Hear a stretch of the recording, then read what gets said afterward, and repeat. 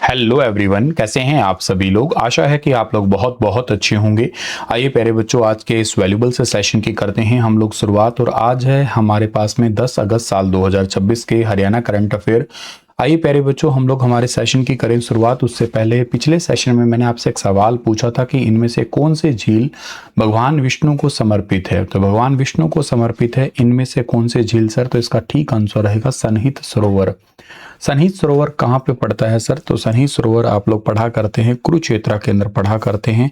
तो ये तो याद रखिएगा ही आप लोग। और भगवान विष्णु का स्थायी निवास के नाम से भी इसको आप लोग पढ़ा करते हैं। अगर आप लोग तैयारी कर रहे हैं हरियाणा जीके प्लस में साइंस के लिए, तो आप लोग टॉपर बैच है स्टार IQ एप्लीकेशन पे, इस बैच को आप लोग ले सकते हैं। और के साथ साथ मेरे प्यारे बच्चों, आप लोग CET मेंस की तैयारी कर रहे हैं तो उसके लिए आप लोग ले सकते हैं। द्रोणाचार्य नाम का बैच होगा स्टार IQ एप्लीकेशन पे। और अभी रिसेंटली 77वां राज्य स्तरीय महोत्सव जो है ना वो मनाया गया था, और ये 30 जुलाई को सेलिब्रेट किया गया था गांव कुटेल करनाल के अंदर। थोड़ा याद कर लेना, इंपॉर्टेंट क्वेश्चन है। एक्चुअली एक बच्चे ने मुझसे ये क्वेश्चन पूछा था डाउट में, और तभी मैं इसको दोबारा बता रहा हूँ। ऑलरेडी मैं पढ़ा चुका हूँ वैसे तो, पर फिर भी मैं रिमाइंड करवा देना चाहता हूँ। क्वेश्चन ये था कि सर इस बार कौन सा वन महोत्सव सेलिब्रेट किया गया था। तो उसका आंसर रहेगा डियर 77 नंबर का। और इस बार कहाँ पे मनाया गया है अगर पूछे तो गांव कुटेल करनाल के अंदर मनाया गया है ये, ठीक है। पंडित दीनदयाल उपाध्याय आयुर्विज्ञान विश्वविद्यालय के अंदर। हरियाणा के मुख्यमंत्री नायब सिंह सैनी ने राज्य स्तरीय नशा मुक्त हरियाणा हर घर तिरंगा वंदे मातरम अभियान के तहत हाफ मैराथन का शुभारंभ कहां से किया है।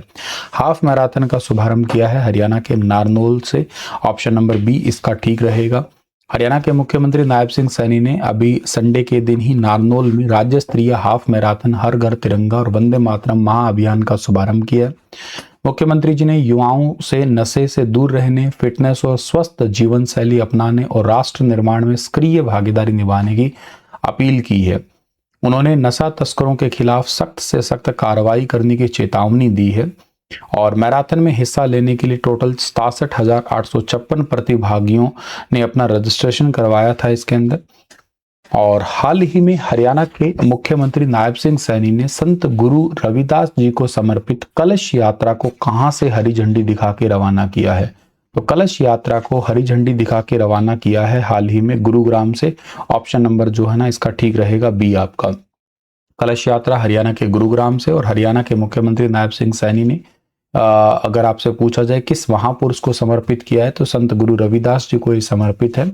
ये क्वेश्चन आपसे एग्जाम में पूछा जा सकता है। ऐसे गुरु रविदास जी के मुख्य आदर्श ऐसे है कि वे समानता, सामाजिक समरसता और सार्वभौमिक बंधुत्व यानी कि यूनिवर्सल ब्रदरहुड के प्रतीक माने जाते हैं। इन्होंने अपना जीवन छुआछूत यानी कि अस्पृश्यता और जातिगत असमानता को खत्म करने और एक समाज सेवी समावेशी समाज, इंक्लूसिव सोसाइटी को बनाने के लिए समर्पित किया है। राज्य सरकार इन का एक योजना है संत महापुरुष प्रचार प्रसार योजना। इसमें संतों के जो इम्पोर्टेंट मैसेज है वो जनता तक पहुंचाने के लिए।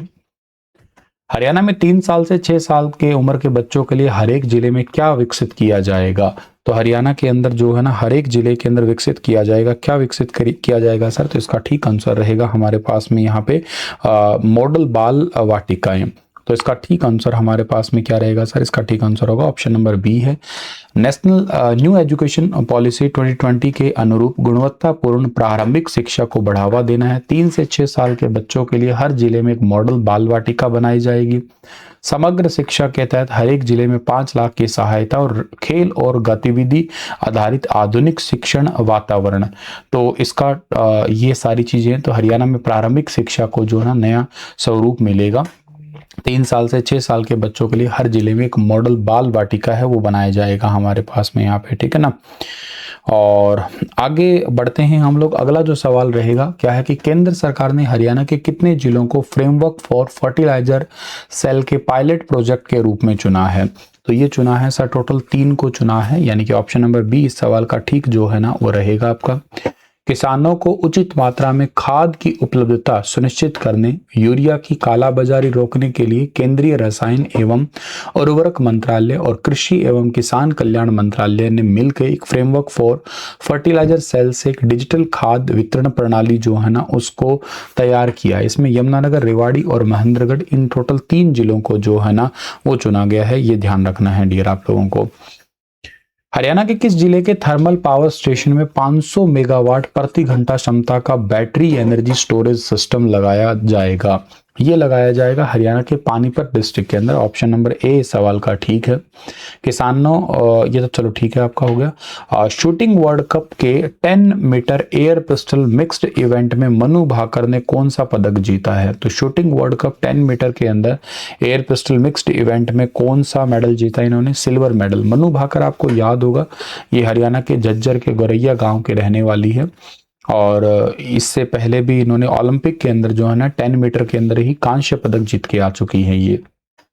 अंडर 23 कुश्ती चैंपियनशिप 2026 में पहलवान सुमित दलाल ने कौन सा पदक जीता है? तो सुमित दलाल ने इसमें गोल्ड मेडल जीता है। ए ऑप्शन इस सवाल का जो है ना वो बिल्कुल ठीक रहेगा आपके पास में यहाँ पे, ठीक है। तो ये पॉइंट भी आप लोगों को ये याद रखना है। और वियतनाम के अंदर अंडर 23 एशियन कुश्ती चैंपियनशिप हुई थी। उसके अंदर झज्जर जिले के गांव मांडोठी के पहलवान है सुमित दलाल। उन्होंने जो है ना बेसिकली ये 63 किलोग्राम ग्रीको रोमन वर्ग में उज्बेकिस्तान के ओजो दबेक को 12-2 से करारी जो है ना वो हार देके और लगातार दूसरी बार गोल्ड मेडल अपने नाम किया है। ऐसा करने वाले ग्रीको रोमन में भारत के एकमात्र खिलाड़ी हैं ये। आज का सेशन इतना ही है। आप लोगों के लिए एक क्वेश्चन जो है ना वो दे रहा हूं मैं, इसका ठीक जवाब आप लोग मुझे कमेंट के अंदर बताइएगा। हरियाणा के अंदर एक सामुदायिक वानिकी परियोजना है, इसको कब स्टार्ट किया गया था? सामुदायिक वानिकी परियोजना है, ये किससे संबंधित है एक्चुअली? कौन से देश की मदद से इसको स्टार्ट किया गया? सामुदायिक वन परियोजना है या सामुदायिक वानिकी परियोजना इसको कहते हैं हम लोग। किसके मदद से स्टार्ट किया गया है, कौन से साल में स्टार्ट किया गया है, एक्चुअली है किसके लिए ये बात आप मुझे कमेंट में बताइएगा। Okay, thank you so much dear. Radhe Radhe.